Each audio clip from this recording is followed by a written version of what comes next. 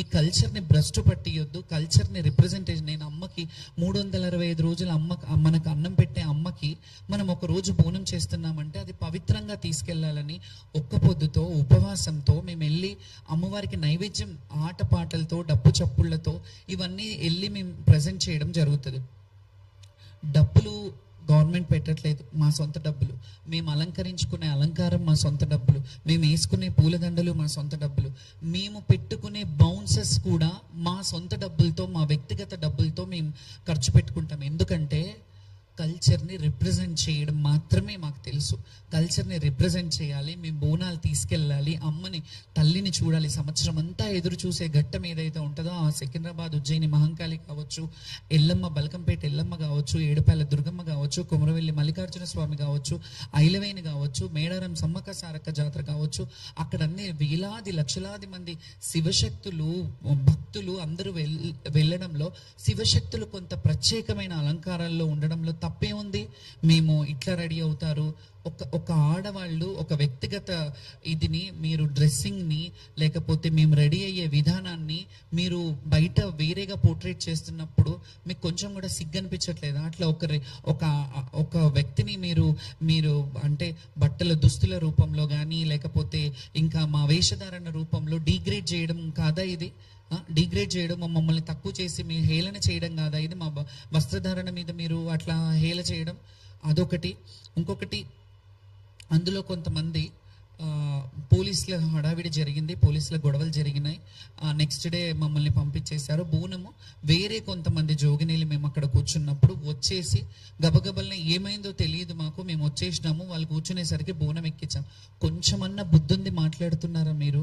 శివశక్తులకి ఈ మాట చెప్తున్నాను. నేను ఏ రోజు కూడా ఇవన్నీ పక్కన పెడితే, నేను ప్రభుత్వంతో కొట్లాడానా ఇవన్నీ కొట్లాడానా పక్కన పెడితే, నేను డైరెక్ట్ క్వశ్చన్ ఒక శివశక్తులకు వేస్తున్నాను ఈ సవాలు. ఇన్ని రోజులు శివశక్తులకు మేము ఏదైతే చేస్తున్నామో, శివశక్తుల గురించి పోరాడుతున్నామో, ఏ రోజు నా గురించి పోరాడలేదు. నా గురించి ఒక్కదాని గురించి అయితే నాకు గ్రీన్ కార్పెట్ కాదు, 7 కలర్స్ ఆల్ కలర్స్ కార్పెట్లు వేసేస్తారు. నేను నా క్యాలిబర్ ఏంటో నాకు తెలుసు. కానీ నేను ఏ రోజు అలా అడగలే, మా శివశక్తులకు ఒక క్యూ లైన్ పెట్టండి, మా బోనాల వాళ్ళు ఇన్ని కిలోల బరువును ఎత్తుకొని ఉంటారు, మా బోనాలు ఎత్తుకునే శివశక్తులు బోనాల వాళ్ళు కానీ మహిళలు ఉంటారు, చిన్నపిల్లలతో వస్తుంటారు, చిన్నపిల్లల్ని బిడ్డలని చంటి బిడ్డలని ఇళ్లలో పెట్టి బోనం ఎత్తుకోవాలి, అమ్మకు ఆ రోజు బోనం చేయాలనే తపనతో చాలా వేలాది మంది భక్తులు వస్తుంటారు. వీళ్ళందరి గురించి నేను పోరాడితే మీరు ఈ రోజు కొంతమంది శివశక్తులు పనిగట్టుకొని ఆమె పబ్లిసిటీ స్టంట్ చేసిందేమో, ఆమె మాకు ఈఓలు పిలిచారు, మాకు ఎండోమెంట్ వాళ్ళు పిలిచారు, ఈ ఆఫీసర్ రిసీవ్ చేసుకున్నాడు, ఆ ఆఫీసర్ రిసీవ్ చేసుకున్నారని చెప్తున్నారు కదా. వాళ్ళకి నేను ఒక సవాల్ వేస్తున్నాను, ఒక ప్రశ్న అడుగుతున్నాను. మీకు ఆ ప్లాట్ఫామ్ వాళ్ళు మిమ్మల్ని పిలుస్తున్నారు చూడు, ఆ ప్లాట్ఫామ్ వాళ్ళు పిలవడానికి కారకురాలు బాధ్యురాలని నేను. ఎందుకంటే ఎన్నోసార్లు రోడ్ల మీద కూర్చొని, ఎన్నోసార్లు ఉద్యమాలు చేసి, ఎన్నోసార్లు మా శివశక్తుల హక్కుల గురించి పోరాడాను. నేను ఇప్పుడు కూడా ఎవరో అన్నారని నేను పోరాటం ఆపను. ఎందుకంటే నన్ను నమ్ముకొని ఉన్న వాళ్ళు కూడా చాలా మంది ఉన్నారు. చాలా మంది శివశక్తులకి వాళ్ళకి రోజు కూడా పూట కూడా గడవని శివశక్తులు ఉన్నారు. చాలా మంది చచ్చిపోతే వాళ్ళ అంతిమ సంస్కారాలు, దహన సంస్కారాలు చేయడానికి కూడా డబ్బులు లేని శివశక్తులు చాలా మంది ఉంటే చాలా మందికి చేశాం. ఇవన్నీ పబ్లిసిటీ చేసుకోవాలంటే ఎప్పుడో చేసుకోవచ్చు, కానీ మేము అలా పబ్లిసిటీ కాదు. శ్యామలకు ఒక శివశక్తిగా 200-300 సంవత్సరాలు నా అకౌంట్లో వేసుకొని అన్ని రోజులు బ్రతకాలని రాలేదు. నేను ఉన్నన్ని రోజులు 4 రోజులు బ్రతికినా ఆ 4 రోజుల్లో ఒక 10 మందికి సేవ చేయాలి. ఒక శివశక్తులు, నేను ఈ కల్చర్లో ఉన్నాను, నా కల్చర్ని బాగుపడాలి, నా కల్చర్ ఎదుగుదలని నేను చూడాలి. ఈ బోనాల కల్చర్లో ఎవరైతే జోగినీలు ఉన్నారో, శివశక్తులు ఉన్నారో వాళ్ళు కూడా ఉన్నతమైన స్థాయిలో ఉండాలి, ఉన్నత పొజిషన్లో చూసి నేను సంతోషించాలి. ఎందుకంటే నేను సినిమాలు చేశాను, నేను డాక్టరేట్లు తీసుకున్నాను, ఇవన్నీ ఒక్క రోజులో అవ్వలేదు. నేను నా 35 ఏళ్ళ శ్రమ, నా 35 ఏళ్ళ కష్టాన్ని ఎవరో వచ్చి అనామకులు వచ్చేసి నువ్వు ఇట్లా అని అంటే పడడానికి ఇక్కడ ఊరుకోవడానికి లేదు. నేను ఎంత కష్టపడితే నాకు ఆ సర్వీస్ వచ్చింది. దాని తర్వాత కొంతమంది పనిగట్టుకొని వాళ్ళు స్పృహ తప్పిపోయి డ్రామా చేశారన్నారు. నేను అదే అడుగుతున్నా, నేను స్పృహ తప్పిపోయి డ్రామా చేస్తే అక్కడ కనీసం అట్లీస్ట్ ఒక మెడికల్ క్యాంప్ వాళ్ళు ఎవరైనా వచ్చి నన్ను లేపారా, ఎవరైనా పక్కకు జరిపారా, పోనీ అంబులెన్స్లో తెచ్చి నన్ను హాస్పిటల్కి పంపించారా? మీరు చేస్తున్నారంటే అది చెయ్యాలి కదా. నేను అక్కడ 2 నిమిషాలు పడ్డాను, 2 సెకండ్లు పడ్డాను, 5 నిమిషాలు పడ్డాను, కానీ పోలీసు వాళ్ళు అయితే వచ్చి పక్కకు జరపాలి కదా. ఇది మీ బాధ్యత కదా. ఎందుకంటే మీరు హామీ ఇచ్చారు, మేము ఎప్పుడులాగానే వస్తుండే, మీ హామీ ఇచ్చారు. ఇంకొకటి ఇదంతా నేను అయిపోయింది. నెక్స్ట్ డేకి రంగం రోజు మేము ధర్నా చేయంగానే సామరస్యమైన ధర్నా పెట్టుకున్నాం మేము. ఎందుకంటే రంగం జరుగుతున్న సమయంలో ఇబ్బంది పెట్టొద్దు అని మేము బయట నుంచి ప్రొటెస్ట్ చేశాం. ఆ ప్రొటెస్ట్కి పోలీసు వాళ్ళు, మంత్రి పొన్నం ప్రభాకర్ గారు, అలాగే శాసనసభ వర్యులు తలసాని శ్రీనివాస్ యాదవ్ గారు, వద్దమ్మా ఇట్లా ఇంకొకటి ఇందులో చెప్తాను, అమ్ముడు పోయారు మీరు అనే మాట కూడా కొందరు చెప్పారు. అది అమ్ముడు పోయిన మన అంటే ఎలా అడిగారంటే, మేము బయట ధర్నా చేశాము, ధర్నా చేయంగానే వద్దు మీరు అలా చేయకండి, బాగుండదు, మీరు రండి మాట్లాడుతున్నారని ఒక రాష్ట్ర మంత్రివర్యులు, రాష్ట్రానికి సంబంధించిన మంత్రివర్యులు పిలిపిస్తే వాళ్ళని డిస్రెస్పెక్ట్ చేయాలా నేను అక్కడే ఉండి, లేకపోతే వాళ్ళతో వెళ్ళి మాట్లాడి సంజయ్షికి వాళ్ళు అంటే మా సమస్యలు అడిగి పరిష్కరించాలని అని పిలిచినప్పుడు మేము మాట్లాడకుండా లేదు మీరే రండి అంటానా? నాకు సంస్కారం ఉంది కదా, నేను చదువుకున్నాను కదా, ఆయనను అక్కడికి రమ్మని లేదు కాబట్టి నేనే వెళ్ళాను. ఎండోమెంట్ ఆఫీస్లో కూర్చున్నారు, పక్కన ఈఓ ఆఫీస్లో కూర్చున్నాము.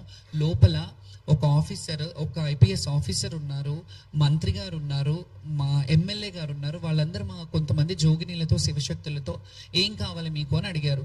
ఏం కావాలంటే ప్రతిసారి ఇదే గొడవలు ఏంటి సార్, మాకు కూడా రైట్స్ ఉన్నాయి, మేము ఎన్నో ఏళ్ళ నుంచి బోనాలు తెస్తున్నామంటే మీ రైట్స్ 100% ఉన్నాయమ్మా, ఏం చేస్తే బాగుంటుంది అని అన్నారు. నేను అన్నాను, మా వాళ్ళల్లో కూడా ఇట్లా బోర్డు మెంబర్స్ ఎవరన్నా వేస్తే వాళ్ళైనా అట్లీస్ట్ మమ్మల్ని రిసీవ్ చేసుకుంటారు.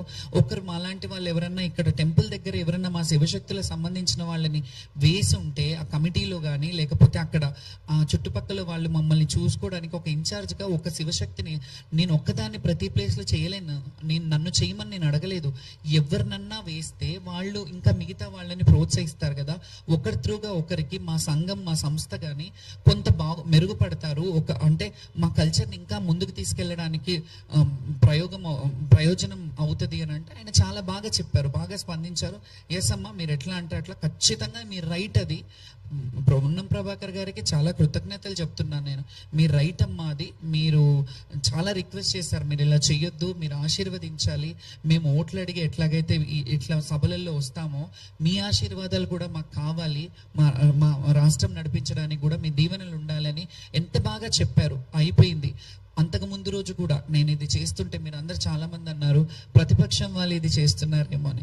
ప్రతిపక్షం వాళ్ళు చేయడం కాదు, అసలు చెప్పాలంటే అంతకు ముందు రోజు తలసాని శ్రీనివాస్ యాదవ్ గారు, పోలీస్ డిపార్ట్మెంట్ వాళ్ళు ఆయనకి మాకు ఎప్పుడైనా వెళ్తున్నప్పుడు వస్తున్నప్పుడు ర్యాప్ ఉంటుంది కాబట్టి ఆయనతో కాల్ చేయించి మమ్మల్ని అడిగారు, అమ్మా మీరు ఇలా చేయకండి, బాగుండదు, ఇది బయట వేరేగా పోట్రే అవుతుంది, అంతా వేరేగా వెళ్తుంది, దీన్ని వదిలేద్దాం, మీకు ఏమైనా కావాలంటే సమస్యలు ఉంటే అడుగుదాము, మీరు రండి అని అన్నారు. అంటే నేను నెక్స్ట్ డే వెళ్ళాను కదా, సామరస్యంగా ప్రొటెస్ట్ చేస్తున్నప్పుడు వచ్చినప్పుడు ఆయనని కూడా ప్రతిపక్షం వాళ్ళు చేశారు అని వాళ్ళ మీద వేయడం చాలా తప్పు. ఎందుకంటే ఆయన బయటకు వచ్చి జోగినీలకు జరిగిన ఏదైతే ఈ సమస్యలు ఉన్నాయో, జోగినీలకు జరిగిన ఇబ్బందులు, వాళ్ళకి జరిగిన అవమానాల పట్ల ఒక ఎమ్మెల్యే హోదాలో ఉండి, ఒక మాజీ మంత్రి హోదాలో ఉండి ఆయన భేషజాలకు పోకుండా, అది పార్టీకి సంబంధించింది కదా, ఇప్పుడున్న గవర్నమెంట్ కదా వాళ్ళకి చూసుకోవాలి అని అనుకోకుండా సారీ చెప్పారు. దానికి మేము కృతజ్ఞతగా ఉండమా? దానికి కూడా మళ్ళీ ప్రతిపక్షం వాళ్ళు మాట్లాడారు అని అన్నారు. సరే ప్రతిపక్షం వాళ్ళు ఉన్నారు, ఇప్పుడు గవర్నమెంట్లో ఉన్న వాళ్ళు ఇద్దరు ఉన్నారు. లోపలికి వెళ్ళి ఆయన మాట్లాడంగానే బయటకు వచ్చి చెప్పారు, మేము చూసుకుంటాము, వాళ్ళకి కొన్ని బోర్డు మెంబర్స్ అడిగారు, బోర్డు మెంబర్స్ ఇస్తే ఇలాంటి ఇష్యూస్ జరగవు కదా, వాళ్ళకు కూడా ఇలాంటి దేవాలయాల్లో కొందరిని అసోసియేట్ చెయ్యాలి అని వాళ్ళు కూడా ప్రెస్లో చెప్పారు మీ అందరి ముందే. వాళ్ళు వెళ్ళిపోయారు. హ్యాపీగా ఉంది కదా అని మేము డ్యాన్స్ ఆడాము. అక్కడ ఆడితే కొంతమంది జోగినీలు ఏమంటారు, మీరు డ్రామా చేశారా, మీరు ముందు ప్రొటెస్ట్ చేశారు తర్వాత పోయి డ్యాన్స్ ఆడారు అని అంటారు. ప్రొటెస్ట్ చేసింది బోనాలు చాలా మంది వ్యక్తుల గురించి. అంతకుముందు జరిగిన బోనాల పండగ రోజు నిర్వహించిన కార్యక్రమాల్లో ఏవైతే తప్పుదాలు ఉన్నాయో, పోలీస్ డిపార్ట్మెంట్ది కావచ్చు, ఎండోమెంట్లో సంబంధించిన సమస్యలు ఏవైతే ఉన్నాయో వాటి గురించి పోరాడం. నెక్స్ట్ డే ఆ ప్రొటెస్ట్ అయిపోయాక మీకు ఏం కావాలి అని అడిగి మమ్మల్ని సంజాయించినాక అంతా హ్యాపీ ఉన్నప్పుడు ఇంకొకటి, అమ్మవారి ముందు అమ్మవారి ఊరేగింపు బయటకు వచ్చింది. ఏరుగా అంబారి మీద అమ్మవారు కూర్చున్నప్పుడు మేము ఆడడం